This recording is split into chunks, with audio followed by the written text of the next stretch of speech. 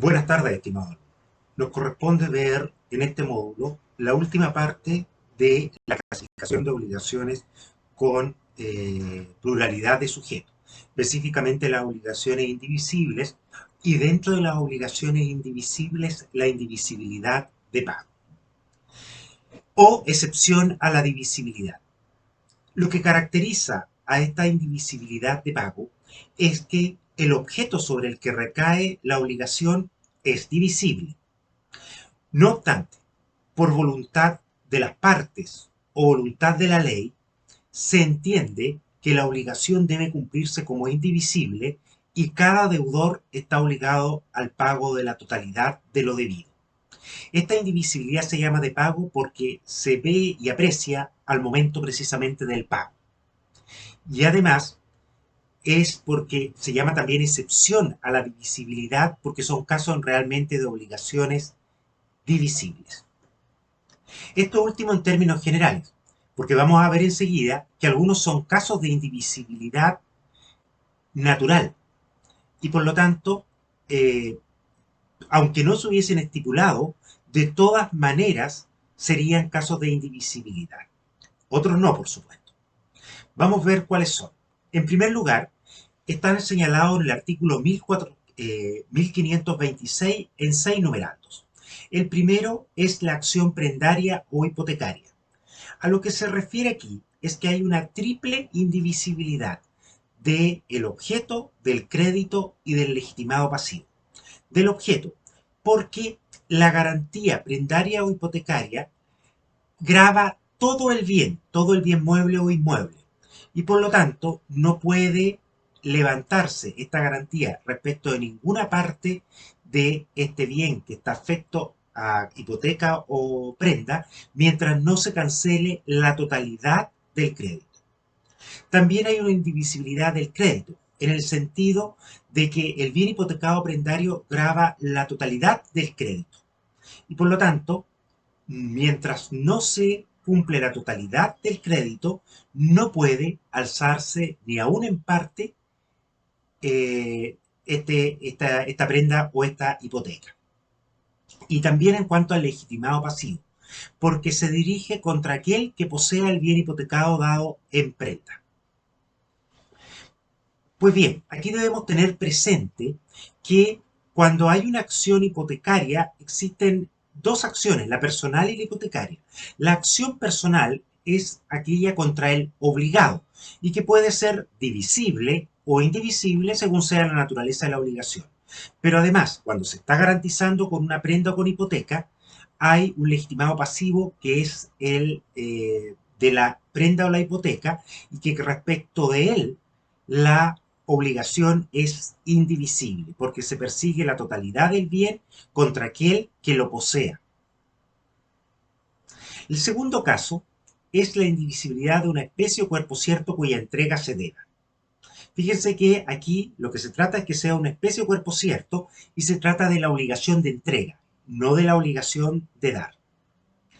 En tercer lugar está la indemnización de perjuicio, que dice que aquel de los codeudores por cuya hecho culpa suya se haya hecho responsable del incumplimiento será única y solidariamente obligado al total de la indemnización. No obstante, aquí se utiliza la expresión solidariamente, se dice que puede ser que si son dos o más los responsables, entre los dos la responsabilidad va a ser solidaria. Y otros dicen que simplemente se utilizó en forma indebida para, para reafirmar la idea que el culpable es del incumplimiento es el único responsable de la indemnización y no los demás deudores. En cuarto lugar está el pago total impuesto al heredero. Aquí se distinguen tres situaciones. El primer inciso es cuando por el testamento, por la convención entre los herederos o la partición, se dispone que uno de los herederos estará obligado al total de la obligación. En este caso, el acreedor tiene una opción. Puede dirigirse contra este heredero por el total o puede dirigirse contra todos los herederos por sus respectivas cuotas. Va a depender de qué le conviene más en el caso concreto, ¿no es cierto? Pero también puede haberse convenido con el mismo acreedor que la obligación va a pagarse por el total, incluso por sus herederos. Y en ese caso, el acreedor podrá dirigirse contra cada uno de los herederos por el total. El inciso final nos viene a aclarar que la obligación de la indivisibilidad de pago es solamente desde el punto de vista pasivo, porque en el caso de los acreedores, en el caso que sean los herederos del acreedor, cada uno deberá cobrar su cuota. Ahora bien, el quinto caso es si se debe un terreno u otra cosa indeterminada cuya indivisión causare perjuicio. Podrá ser obligado cualquiera de los codeudores a entenderse con los demás codeudores para el pago de la cosa entera o a pagarla él mismo salvo su acción de perjuicio contra los otros codeudores. Pues bien, esto puede, como habla de terreno, podríamos pensar que estamos en el caso del número 2, de una especie o cuerpo cierto, pero se refiere a cualquier cosa indeterminada. Pudiera suceder que se deben, por ejemplo, uno de los lotes de un terreno que ha sido subdividido y por lo tanto es una cosa, no es una especie o cuerpo cierto. Y el ejemplo viene precisamente de Potier, que señalaba de que si alguien se había comprometido unos deudores a entregar un terreno, podían entregarlo una superficie, una parte uno y otra superficie otro. Pero ¿qué tal si en este terreno se quería construir una embarcación para los botes, además de una casa? No le servía un terreno en que alcanzara a construir la casa y otro en que alcanzara a construir la embarcación, sino que querría, independiente que eran varios los deudores de entregar este terreno, y de transferir este terreno, querían que se le entregara la totalidad. Y finalmente, cuando en el caso de la obligación alternativa, atendiendo a si la decisión es del acreedor o deudor, y estos son varios, todos ellos estarán obligados de consumo a elegir su opción.